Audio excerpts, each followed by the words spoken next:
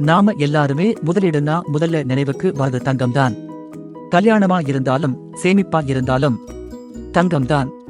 ஆனா இப்ப கொஞ்சம் கொஞ்சமா ஒரு வேற உலோகமும் கவனம் பெற ஆரம்பிச்சிருக்கு. அதுதான் வெள்ளி. வெள்ளியா?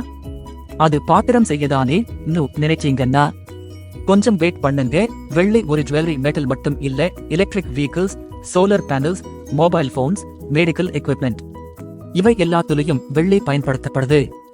இப்ப கிளீன் எனர்ஜி, EVs எல்லாம் பேசும்போது வெள்ளி தேவை மெதுவா அதிகரிக்குது.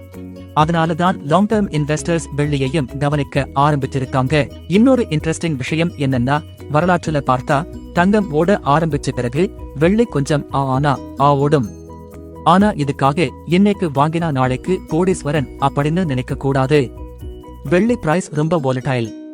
ஒரு நாள் ஸ்கைலா, இன்னொரு நாள் கிரவுண்ட்ல. அதனால ஷார்ட் டர்ம்க்கு இது சேஃப் ஆப்ஷன் கிடையாது. யோசிக்கிறவர்களுக்கு தான் இது. அப்போ வெள்ளி வாங்கணும்னா எப்படி கேள்வி வரலாம்.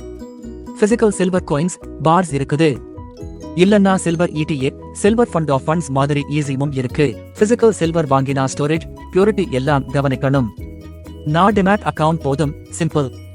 முக்கியமா புரிஞ்சுக்க வேண்டியது என்னன்னா, வெள்ளிக்கு ரிப்ளேஸ்மெண்ட் இல்ல, மியூச்சுவல்க்கும் ரிப்ளேஸ்மெண்ட் இல்ல. இது ஒரு சைட் டிஷ் மாதிரி.